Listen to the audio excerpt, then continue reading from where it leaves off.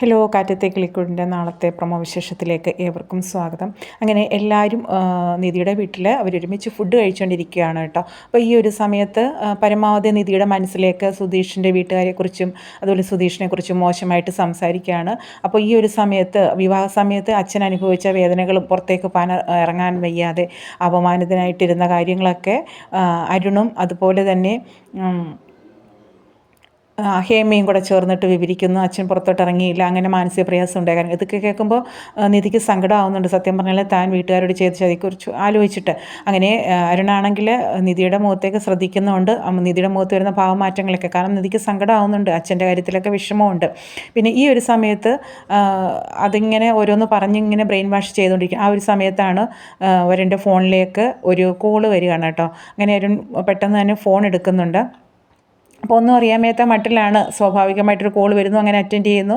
അങ്ങനെ ഫോൺ എടുത്ത് സംസാരിക്കുകയാണ്. അപ്പോൾ പറയുന്നത് ചെട്ടിയാരുടെ അവിടെ നിന്ന് കോൾ വന്നിട്ടുണ്ടായിരുന്നു, ആ ഒരു പണവുമായിട്ട് സുധീഷ് അവിടെ എത്തിയിട്ടില്ല, അപ്പോൾ ഇനി അവൻ അവിടെ നിന്ന് കടന്ന് കളഞ്ഞതാവുമോ എന്നൊക്കെയുള്ള രീതിയിലാണ് സംസാരിക്കുന്നത്. അപ്പോൾ നിധി പറയുന്നുണ്ട്, ഒരിക്കലും സുധീഷ് അങ്ങനെ ചെയ്യില്ല, അവൻ അങ്ങനെ ഒരു കുടുംബക്കാരല്ല എന്നാണ് പറയുന്നത്. പക്ഷേ അങ്ങനെയല്ലല്ലോ മോളെ, സാഹചര്യത്തിൽ വിളിച്ചിട്ട് നിനക്ക് അവനെക്കുറിച്ചിട്ടൊന്നും അറിയില്ല, ഞങ്ങൾ കൂടുതൽ അന്വേഷിച്ചിട്ടുണ്ടായിരുന്നു, അവൻ മഹാ ഫ്രോഡാണ്, അതുമല്ല സാമ്പത്തികമായിട്ട് അവരുടെ ചുറ്റുപാട്. മോൾ ഇത്രയും നാൾ അവിടെ ഇങ്ങനെ പിടിച്ചു നിന്നുവെന്നാണ് ഞങ്ങൾ കരുതുന്നത്.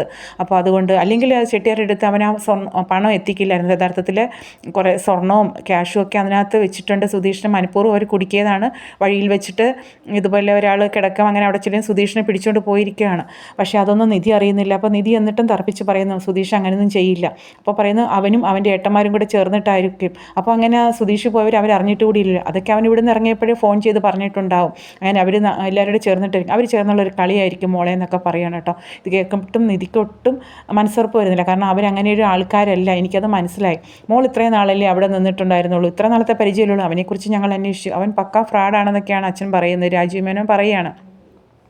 അങ്ങനെ നിധി ഭയങ്കര വിഷമത്തിലാവുകയാണ് കേട്ടോ. ഇനി എന്ത് ചെയ്യണമെന്നറിയില്ല. പിന്നെ പറയുന്നുണ്ട്, അച്ഛാ ചിലപ്പോൾ സുധീഷിന് ഇടയിൽ വെച്ച് എന്തെങ്കിലും അപകടം പറ്റിയിട്ടാവുമോ എന്ന് പറയുമ്പോൾ, എന്ത് അപകടം, അങ്ങനെയൊക്കെയാണെങ്കിൽ കാറിൻ്റെ GP നോക്കാനൊക്കെ പറയും. നോക്കുന്ന സമയത്ത് വരുൺ പറയുകയാണ്, അവന് നമ്മൾ പറഞ്ഞ ലൊക്കേഷനിലേക്കല്ല അച്ഛാ പോയിരിക്കുന്നത്, വണ്ടി എത്രയോ കിലോമീറ്റർ വെച്ച് തിരിച്ചു വിട്ടിരിക്കുകയാണെന്നൊക്കെ. ഇതൊക്കെ കേൾക്കുമ്പോൾ നിധിക്ക് ആകെ ടെൻഷനാവുകയാണ്. അവരുടെ മുന്നിലാണെങ്കിൽ മൊത്തത്തിലങ്ങ് അമ്മയും അച്ഛനും ആങ്ങളെയും കൂടെ ചേർന്നിട്ട് അഭിനയിക്കുകയാണ്. പക്ഷേ ഏട്ടത്തേക്ക് ഇതൊന്നും അറിയത്തില്ല.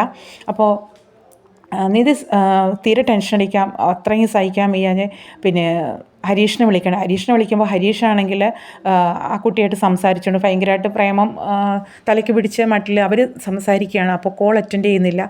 ലാസ്റ്റ് സുഭാഷിനെ വിളിക്കുന്നത്, സുഭാഷ് വിളിച്ച ഫോൺ എടുക്കുന്നില്ല. അങ്ങനെ ആകെ ടെൻഷനിലിരിക്കുകയാണ് നിധി. പിന്നീടാണ് ഹരീഷ് കാണുന്നത് നിധിയുടെ ഇത്രയും മിസ് കോൾ കിടക്കുന്നതായിട്ട്. അയ്യോ, ഏട്ടത്തെയാണല്ലോ വിളിച്ചിരിക്കുന്നത്, ഇത്ര പ്രാവശ്യം വിളിച്ചിട്ടുണ്ടല്ലോ എന്ന് പറഞ്ഞിട്ട് ഹരീഷ് തിരിച്ചു വിളിക്കുകയാണ്. അപ്പോൾ നിധി ഇങ്ങനെ ഒരു സംശയത്തിലാണ്. സുധീഷ് അങ്ങോട്ടേക്ക് കാണുമ്പോൾ, അയ്യോ ഇല്ല ഏട്ടത്തി, അവിടെ ഇവരുടെയൊക്കെ വേണ്ട കാര്യമില്ല.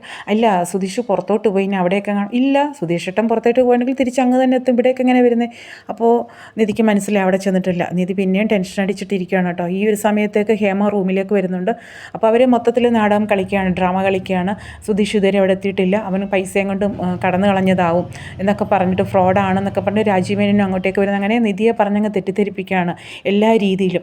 അങ്ങനെ ആകെ ടെൻഷൻ അടിച്ചിരിക്കുകയാണ് കേട്ടോ. അപ്പോൾ ഈ ഒരു സമയത്ത് നിധിയെ പരമാവധി ബ്രെയിൻ വാഷ് ചെയ്ത് അതിൽ നിന്ന് മാറ്റാം. അപ്പോൾ എന്നിട്ട് പറയുകയാണ്, അപ്പോഴേക്കും വരുണിൻ്റെ ഫോണിലേക്ക് മെസ്സേജ് വരുന്നു. മെസ്സേജ് എടുത്ത് നോക്കുന്നുണ്ട്. അപ്പോൾ സുധീഷിനെ കെട്ടിയിട്ടിരിക്കുന്നു, വായിൽ മൊത്തം ഇങ്ങനെ സെലോട്ടോപ്പൊക്കെ ഒട്ടിച്ച് വെച്ചിരിക്കുകയാണ്, കൈ രണ്ടും ഒരു കസേരയിൽ ബന്ധിച്ചിട്ടുണ്ട്. അങ്ങനെ ഒരു ഗോഡൗണിൽ കൊണ്ടിട്ടേക്കുന്ന പോലെ ഇങ്ങനെ കാണിക്കുന്നുണ്ട് കേട്ടോ. ഇതൊക്കെ കാണുമ്പോൾ സന്തോഷമായി, നമ്മുടെ ശ്രമം പാഴായില്ല. അപ്പോൾ ഞാൻ പറഞ്ഞില്ലേ, ഒരാഴ്ചയ്ക്കുള്ളിൽ നമ്മളുടെ മോളെ നമ്മുടെ അടുത്തേക്ക് എത്തിക്കും, ഈ ഒരു ബന്ധം ഇല്ലാതാക്കും, അത് സക്സസ് ആയി. ഇനിയിപ്പോൾ അവിടെ വെച്ച് തന്നെ അവനെ തീർത്ത് കളയണം, അങ്ങനെയൊക്കെയാണ് അവരുടെ പ്ലാനിങ് കേട്ടോ. ഒരു കാരണവശാലും അത് മാറാൻ പാടില്ല എന്നൊക്കെ പറയണം. അപ്പോൾ ഹേമ ചോദിക്കുന്നുണ്ട്, ഇത്രയും പ്ലാനിങ്ങൊക്കെ ശരിയാണ്, ഇതൊക്കെ നടപ്പിലാവുമെന്ന് ചോദിക്കുകയാണ് കേട്ടോ. അപ്പോൾ പറയുന്നു, ഈ അച്ഛനും മോനും തമ്മിൽ ഒന്നിച്ച് നടപ്പിലാവാത്ത കാര്യമല്ലല്ലോ, ഞങ്ങളൊരു കാര്യം തീരുമാനിച്ച് തന്നെയാണെന്ന് പറയുകയാണ്. അങ്ങനെ ഭയങ്കര സന്തോഷത്തിലാണ് കേട്ടോ. അപ്പോൾ സുധീഷിനെ കെട്ടിയിട്ടു, ഇനിയിപ്പോൾ അവിടെ വെച്ച് ഇല്ലാതാക്കാനുള്ള പരിപാടിയെല്ലാം പ്ലാൻ ചെയ്യുവാണ് ഇവിടെ അച്ഛനും മോനോടെ അമ്മയും കൂടെ ചേർന്നിട്ട്.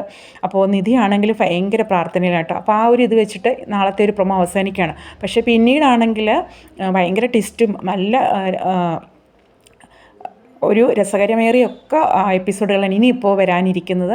കാരണം നിധിയുടെ സുധീഷിൻ്റെ ചേട്ടന്മാരറിയും, അവരെല്ലാം കൂടെ വന്നിട്ട് ഒരു മാസ് എൻട്രിയാണ്, അവരെ രക്ഷപ്പെടുത്തിയൊക്കെ ചെയ്യുന്നുണ്ട്. അതൊക്കെ നമുക്ക് വരുന്ന എപ്പിസോഡിലും പ്രൊമോയിലൊക്കെ കാണാവുന്നതാണ്. അപ്പോൾ ഉറപ്പായിട്ടും ഒരു പുതിയ ചാനലാണ്. നിങ്ങൾക്ക് ഈ പ്രൊമോ ഇഷ്ടപ്പെട്ടെങ്കിൽ ഒന്ന് ലൈക്ക് ചെയ്യാനും ഷെയർ ചെയ്യാനും അതുപോലെ തന്നെ സപ്പോർട്ട് ചെയ്യാനും മടിക്കല്ലേ. ഉറപ്പായിട്ടും ഒന്ന് സപ്പോർട്ട് ചെയ്യണേ. Okay, thanks for watching.